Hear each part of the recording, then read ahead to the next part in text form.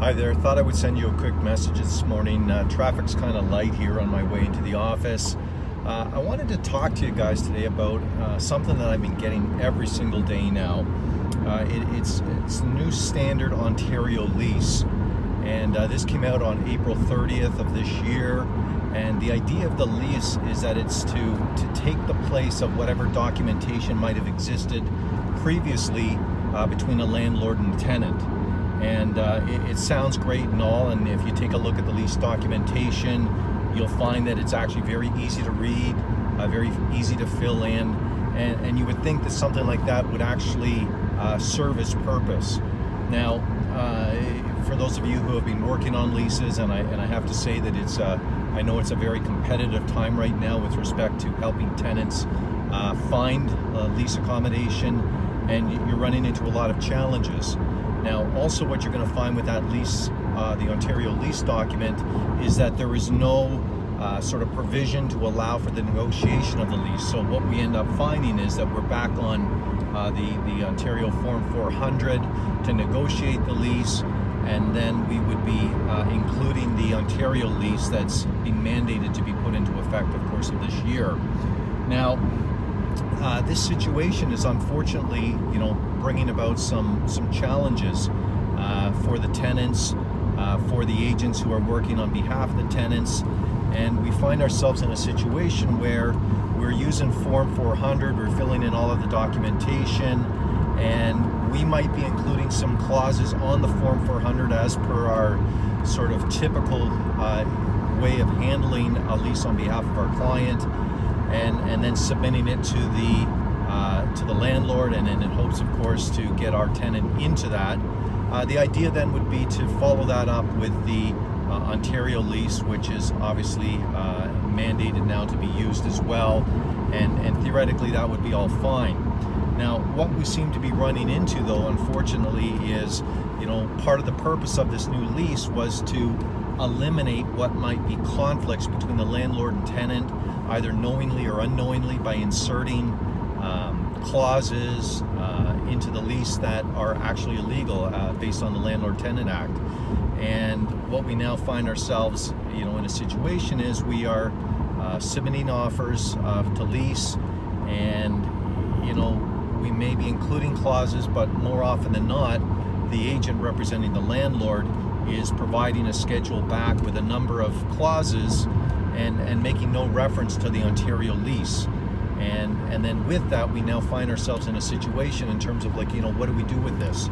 Do we point out the fact that, we need to be using the Ontario lease, but, with the competitive situation that we have right now with getting our tenants into these properties, we don't want to in any way disadvantage them. So it would appear that we are sort of playing along. We're working with Ontario, the Form 400. We are allowing for schedules to be included.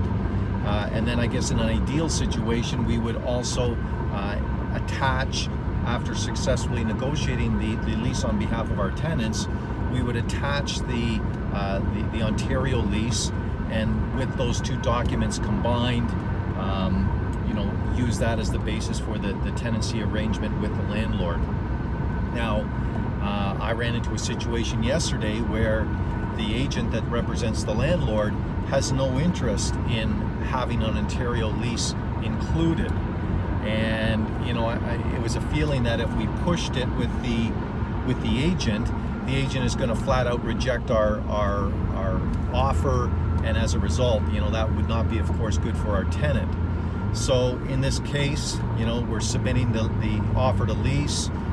We are allowing the landlord to put these clauses in, conditions in, and our hope would be that if indeed we are accepted, that the landlord at that point would be agreeable to providing the standardized Ontario lease, and obviously make any adjustments that might be contrary to what he may have included in his schedule.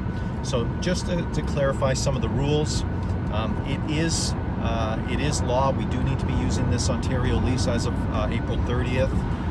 If your tenant is renewing, there is no need for a new lease. If the landlord doesn't ultimately provide a signed Ontario lease, the tenant can request it. And with the request, the landlord would then have 21 days to provide the document. Failing that, the tenant can actually hold back a month of rent. And with that, there would still be the expectation to get the document.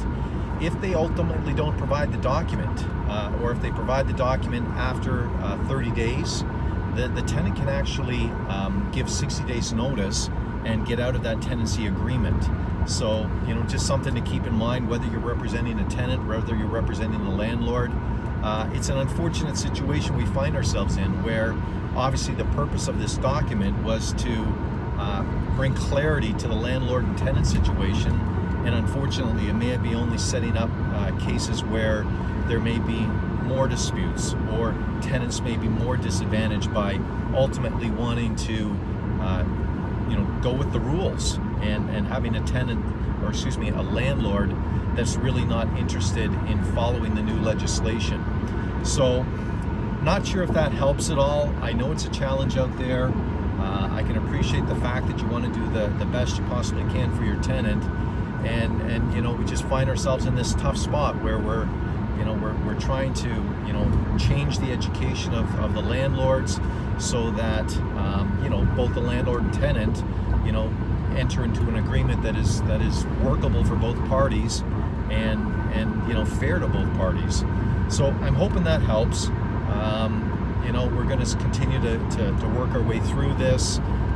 Hopefully, of course, with a bit of time, everybody will become more familiar, agents, landlords, tenants, with this new legislation and this new requirement, and then obviously with that, things might go ahead more smoothly going forward.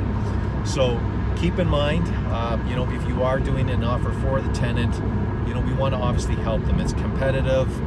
We want to do everything in their best interests, and obviously adhering to the legislation that's out there as well. Good luck with that. If you have any questions, feel free to shoot me a message. I'll be happy to answer anything to the best of my ability. Hope you have a great day, and we'll look forward to seeing you again real soon. Thanks so much.